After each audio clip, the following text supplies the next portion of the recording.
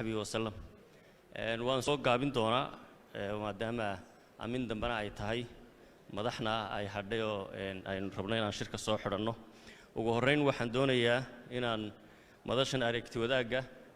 aan u mahad celiyo madaxweynaha dawladda Puntland mudane Saciid Cabdullaahi Dani iyo dawladdiisa xukuumaddiisa golaha wasiirada xildhibaanada shacweynaha reer Puntland sidii wanaagsanayd oo ay inoo soo dhaweeyeen waliba dawladda federaalka u soo dhaweeyeen iyo mas'uuliyaddii iyo howlkan quruxda badan iyo qabanqaabada sida ay uga shaqeeyeen run ahaantii aad baan uga mahad celinayaa mar labaadka hay'adda Heritage ayaan rabaa inaan u mahad celiyo mar labaad mar saddexaadkana dhammaan ka soo qaybgalayaasha shirka hambalyeeyana guusha uu ku soo gabagaboobay iyo dood wadaagga la lahaa aynu saddexdii cisho afkaartii aaraada isweydaarsanayay walaalayaal ilaa 2000 Soomaaliya waxba u soo qabsoomayay waa ogtiin halka aynu ka nimid 1991 markii dawladdeennii inaga burburtay oo inagu gacmaheena ku burburinay oo jabhadihii iyo xaaladii aynu ku sugnayn aynu ogeyn waxaynu galnay 10 sanadood oo dhib ah qax ah burbur ah dagaal ah 2000 wax wanaagsan baa inoo soo qabsoomay calankii Soomaaliya magacii Soomaaliya madaxweyne ra'iisul wasaare xukuumad adareyskii baa inoo soo noqday ilaa 2004 wax fiican baa inoo soo qabsoomay 2004 haddana wareeg kale aynu galno dawladnimo iyo dawlad dhis 2006 madaxtooyadii baa dawladda timid qiimo kasta ha ku baxdo laakiin dawladdii waa inoo sii hana qaaday haddana 2009 afkaarihii kala duwanaa inaynu haddana horumar weyn oo ballaaran gaadhno ayaa inoo qabsoomay 2012 ilaa 16 nidaamka federaalka dastuurku meel gaara iyo dawladihii xubnaha ka ahaa dawladda federaalka ayaa mar afraad haddana inoo qabsoomay 2016 ama 17 ilaa 2020 waa meesha afartaas sanadood wax qabadka weyn ee ballaaran dalkan uu ka hirgalay dhinaca dhaqaalaha dhinaca siyaasadda loo dhan yahay dhinaca amniga dhinaca arrimaha bulshada oo cusbitaallo maanta magaalada xamar aynu gacanta ku hayno oo adeeg caafimaad COVID-19 gurmadkii aan ka samaynay oo kaliya ayaa warbixino ballaaran iyo wax qabadka dawladda aad haddii looga sheekeeyo cusbitaallo maanta aqbali kara xanuunada oxygentii leh oo dhakhaatiirtii iyo adeegiiba hufan yihiin ayaa suurta galay iskuuladii baa 30 iskuul ku dhawaad gacanta dawladda ay ku soo noqdeen oo maanta adeegii waxbarashada ee ilmaha ama askarigu dhalay ama danyarta ah waxbarasho bilaash ah aanu soconnaa in ilaahay idamkiisa aynu gaadhno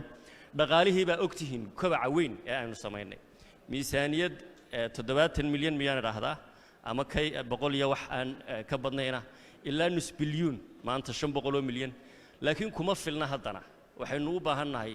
10 bilyan 15 bilyan inaan gaadhno si baahiyaha in hor yaalla oo bulsho aynu u daweyno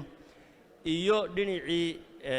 siyaasadda loo dhanyo doorashadii ka hadlayno waxay nooga qabsoomeen dastuurkii qabiyooyinkiisii oo dhan aynu ognahay marka haddaan isnidhaahno afartii sano u dambeeyey wax qabadkii dawladda iyo horumarka la gaadhay ka sheekeeya waa wax weyn oo runtii ballaaran fagaaraheeda iyo goobteeda iyo goorteedaynu insha allahu kaga garnaqsan doonaa shirkani waxyaabo waaweyn oo masiiriya buu ka hadlay arrimaha dastuurka arrimaha federaalka doorashooyinka iyo amniga dhowrka qaybood ee kala duwan bana run ahaantii si wanaagsan oo ballaaran oo qoto dheer baa khubaradii iyo aqoon-yahankii iyo siyaasiyiintii madaxdiiba ay uga hadleen ugana doodeen waxaan isleeyahay wax wanaagsan baa warbixin fiican baa insha Allah inooga soo bixi doonta halka maanta aynu taagannahay 2024 sidaynu dastuurka ku meel gaarka uga bixin lahayn wax badan waa laga yiri dalkeenu hore ugu sii qaadi lahaa hore ugu sii kici lahaa laakiin maanta meel baa in xoqanaysa waa doorashadan taagan 2021 ee ay tahay inaynu u dareerno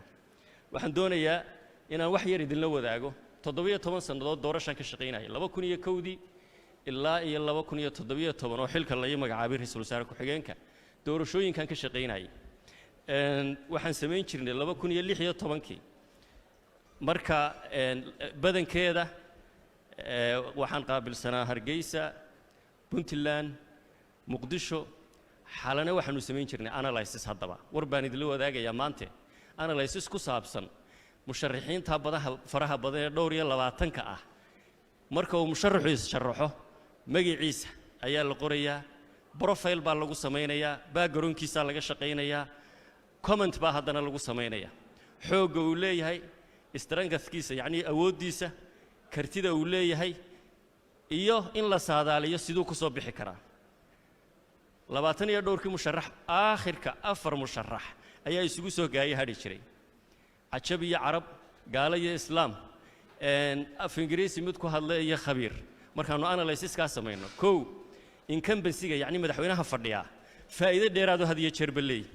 مركان نمبر 1 كواحد نوقو قرنا مدحوين حسن الشيخ محمود نمبر 2